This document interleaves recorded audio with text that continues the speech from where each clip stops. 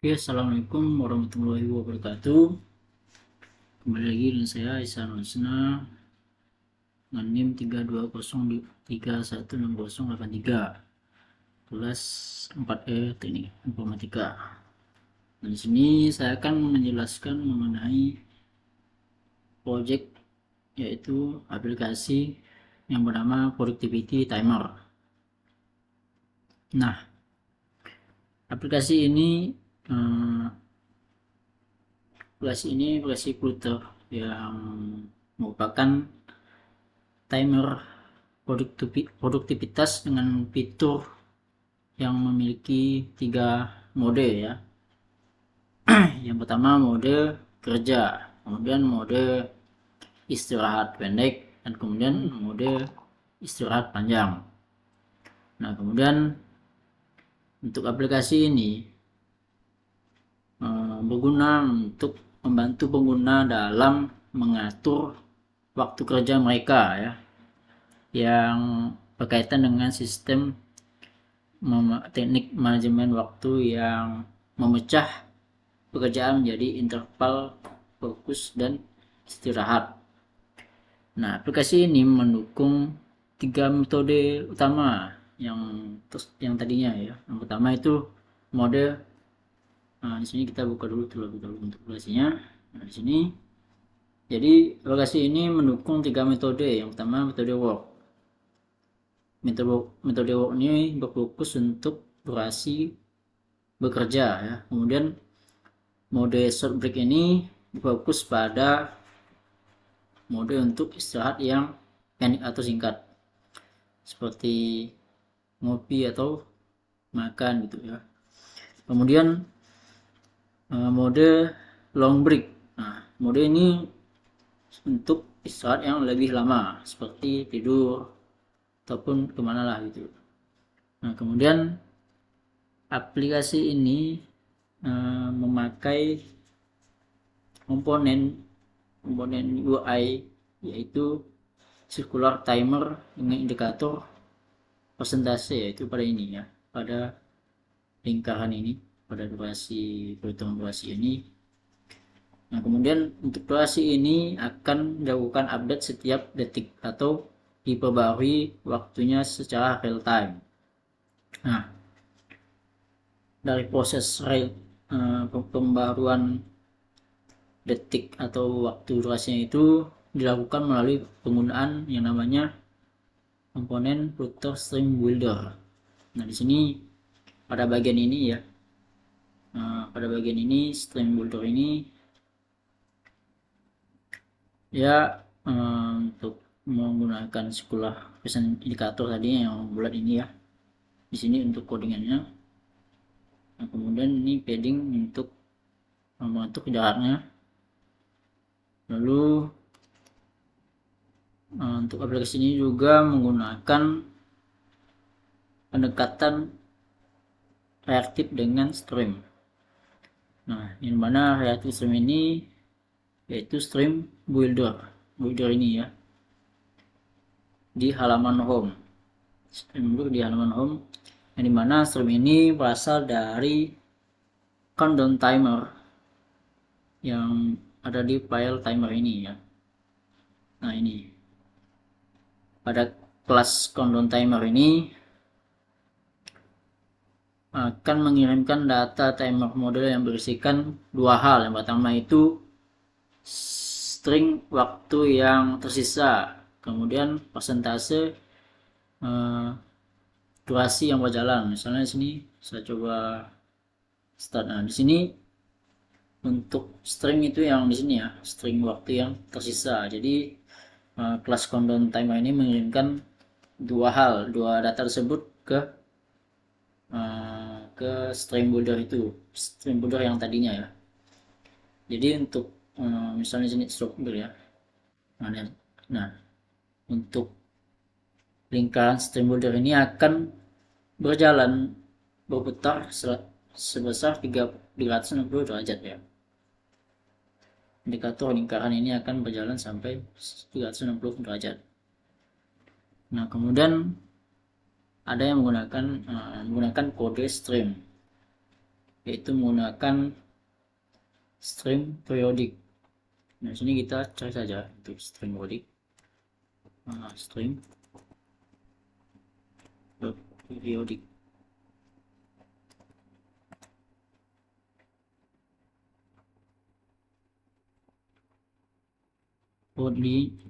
Ada di timer. Nah, di sini aplikasi ini menggunakan stream periodik yang dimana berfungsi memancarkan atau melakukan update lah setiap detik ketika timer aktif. Nilai waktu tersebut akan dikurangi 1 detik dan persentase akan diperbarui ya. Nah, kemudian data ini akan diterima. Jadi untuk stream periodik ini mengirimkan data dan mengirimkan data ke stream builder. Nah, kemudian stream builder ini menerima data tersebut dan memperbarui tampilan secara otomatis.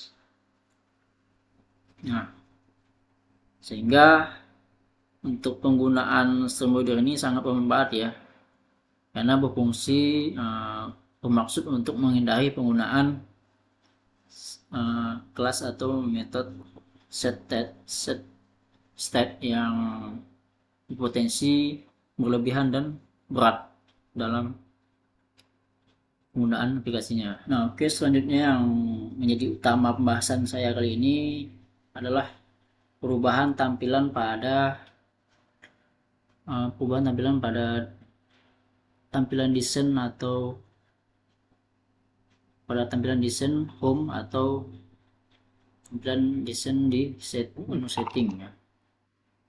Menu setting ini. Nah, untuk tampilan yang sebelumnya lakukan perombakan itu ada seperti ini ya. Sebelum dilakukannya perombakan, jadi tampilan desain yang sebelumnya itu untuk lingkarannya itu kurang besar ya, dan untuk stringnya terlalu besar. Jadi saya lakukan perombakan untuk ukurannya pada menu home ini, dan juga untuk warnanya ya. Kalau dilihat di sini warnanya hanya berbeda untuk shortbreak ini. Jadi sini saya menggunakan warna agak coklat. Nah, kemudian sini saya memanjangkan untuk tombol resume dan startnya ya. Nah, pada bentuk dari background untuk background button dari 3 mode ini saya ubah untuk untuk ukuran cornernya ya, untuk ukuran tajam atau tumpulnya sudut dari background ini, background buttonnya. Nah, kemudian kita pergi ke menu setting. Nah, untuk tampilan awal sebelum melakukan perombakan itu menu settingnya seperti ini ya.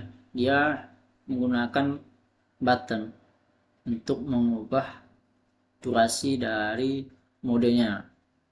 Nah, ketika ingin mengurangi durasinya, tinggal kita klik di sini, menambah klik di sini. Kemudian untuk jumlah durasinya ada di tengah ini. Nah, berbeda dengan yang saya lakukan itu, perombakan itu. Di sini saya menggunakan komponen UI yaitu slider. Nah, di sini saya menggunakan slider dengan beberapa tambahan icon pendukung untuk modenya ya. Di sini untuk jumlah durasi timernya itu ada di bawah di sini ya, di sini. Kemudian untuk icon work duration ini menggunakan icon task yang berfilosofi bahwa berkaitan dengan bekerja di kantoran ataupun hanya sebagai formal ya, bukan hanya untuk kantoran, untuk kerja lainnya juga bisa. Nah, kemudian untuk tampilan dari mode shortbreak menggunakan icon gelas kopi ya, gelas cangkir dari kopi. Nah, berfilosofi bahwa untuk shortbreak ini hanya durasinya sebentar, yaitu hanya untuk makan ataupun untuk ngopi atau minum dan sebagainya, untuk sholat juga ya. Nah kemudian untuk mode long break ini ya, Bubble Shopee dengan ikon orang yang sedang tidur. Artinya long break ini berkaitan dengan fokus, misalnya istirahat yang sangat panjang, misal ingin tidur ataupun melakukan pijat-pijat ataupun lainnya ya. Nah kemudian kita balik ke dashboard ini ya. Nah di sini untuk tampilan ini ya, dia ada di menu setting. Menu setting dia di bagian widget. Nih dia ada di kelas widget wheel slider. Nah untuk perubahannya itu melalui ini, yang tadinya menjadi tambah dan kurang itu menjadi slider. Tambahlah kode program ini untuk mengubah tampilan tersebut. Kemudian untuk icon tersebut, nah icon tersebut ada di kelas widget wheel ya, sini. Jadi untuk wheel slider work horizon ada di sini ya, menggunakan icon work outline. Kemudian untuk short break itu menggunakan icon KP outline. Dan kemudian untuk mode break menggunakan icon hotel outline.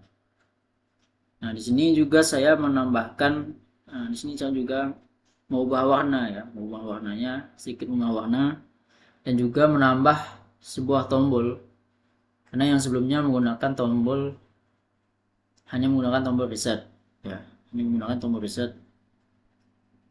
Nah kemudian mengapa saya menambahkan tombol save? Nah, karena ketika kita mengalami error ya, dan bingung errornya ada di mana, ada file di, misalnya ada file di mana, misalnya file, apakah errornya di file main.dat atau di setting ataupun di timer. Nah jadi ketika kita memberikan tombol save ini, memberitahukan bahwa settingan yang telah kita ubah sudah kita save, berhasil di save ya, berhasil di save, dan untuk data ini telah dikirimkan ke main.nya atau di timernya ya. Jadi untuk si main.at ini tinggal mengeksekusi data dari setting ini. Jadi ketika